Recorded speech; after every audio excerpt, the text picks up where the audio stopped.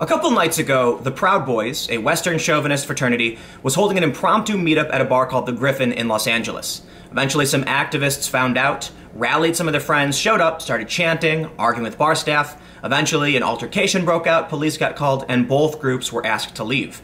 Now, regardless of your opinion on the Proud Boys, what's worrying here is that activists are targeting the business. The Proud Boys showed up on their own, and the business didn't plan their event. But activists are saying that the bar now supports white supremacy and hate groups. In response, the bar just agreed, doubled down, and apologized. So what exactly did the activists do to get the Proud Boys kicked out? Is it fair to say the Proud Boys are white nationalists and racist? And what are the ramifications for our society if businesses are just going to bend over backwards when activists and mobs demand they do? But before we get started, let me give a quick shout out to today's sponsor, NewsVoice. NewsVoice is revolutionizing the news landscape. The app gives you a personalized news feed by aggregating major news sites, as well as international and independent media. Each news story shows multiple sources, which are all tagged with their bias and perspective. Check out the NewsVoice app by clicking the link in the description below.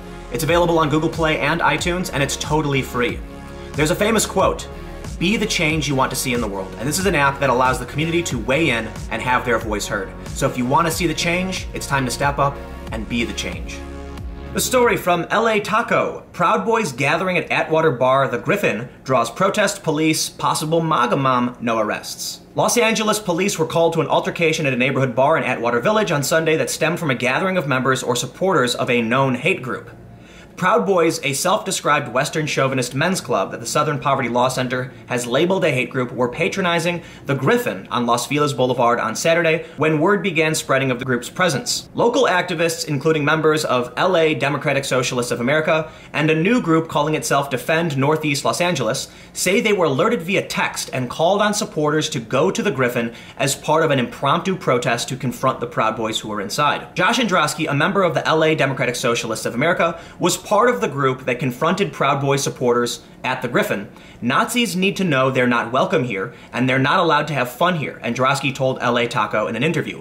"We all went and made sure they know that." LAPD officers were called to the bar at 10:35 p.m. in response to a report of large groups of fighting at the 3000 block of Los Feliz Boulevard, said Officer Rosario Herrera. When officers arrived, they advised both parties to leave the location. Both agreed, and there was no report taken at the time, Herrera told LA Taco. You'd think that would be it. The activists showed up, they won, the Proud Boys had to leave at the request of the police, and there you go, story over. However, the activists are going after the Griffin now. Keep in mind, this was an impromptu meetup. The Griffin didn't plan the event for them or guarantee them space. The Proud Boys just showed up and had a drink like any other normal patron, and because of this, activists are taking it out on the business. Justin Caffier said, "Hey LA friends, just a heads up to stay away from the Griffin in Atwater Village. They accommodated a white supremacy group tonight, and when pressed about it, they said, the only color they see is green.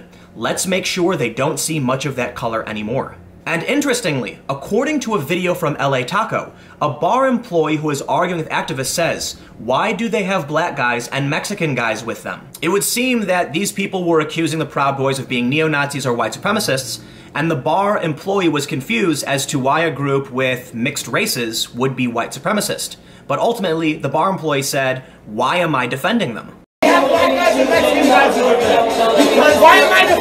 I'm a liberal. I'm a fucking San Francisco. Following this, the Griffin issued a statement. "I'm sorry this didn't get posted sooner, but I've been laboring over it for hours. I'm Jewish, and finding out that my bar was overrun by a hate group has had a legitimate emotional impact on me and has made it hard for me to function. Neither I nor my business partners support any Nazi or white supremacist groups, and this is not a Nazi bar. We didn't have any advance notice they would be showing up. This wasn't a meeting that was supported or condoned. I wasn't there last night, but I was informed that there were Proud Boys in the bar. At this time, there was only a handful. Ideally, that would be stopped at the door. But since they were already inside, I advise that we use a tactic that I've used in the past with gang members or people that are obviously in there to cause problems. Kill them with kindness, and they'll get bored and go away. We are generally a pretty mellow and peaceful bar with no real security, and I foolishly thought this was the best way to ensure they'd leave." First, let me just say it's a very odd statement in my opinion. Why the bar would claim to want to kill them with kindness so they got bored and leave just seems strange considering the Proud Boys were there to drink and talk with their friends, and that's what they were doing. They would get bored when they get bored. It's not like people show up to bars sit around and wait for a confrontation and then get bored and leave. So his response seems to be mostly in response to the activists accusing them of supporting white supremacy. When you go to the Griffin's Yelp page, we can see that it is currently under an active cleanup alert. This happens when activists brigade a Yelp page because of some political incident or some media event. It says, this business recently made waves in the news, which often means that people come to this page to post their views on the news. While we don't take a stand one way or the other when it comes to these news events, we do work to remove both positive and negative posts that appear to be motivated more by the news coverage itself than the reviewer's personal consumer experience with the business. And because of the response, the business is taking hits from both the left and the right. Right away, we can see one post giving it 1 star saying, disappointed the way the fake news handled this, including the owner. The Proud Boys are not a Nazi or a supremacist group. The fake news gets their fake info from an actual Nazi website, the SPLC, which is an actual hate organization. Clearly, this person is on the right. And if we scroll down, we can easily see something coming from the left. I like my meals with a side of love and empathy, and although I typically let people live their lives, I draw the line at neo-Nazis. So this spot is a hard pass for me. I'll be sure to tell my production pals. Numerous posts as you scroll down are leftist activists accusing the bar of supporting Nazis simply because the Proud Boys showed up on their own. By all means, have a negative opinion about the Proud Boys, dislike what they do and dislike what they stand for.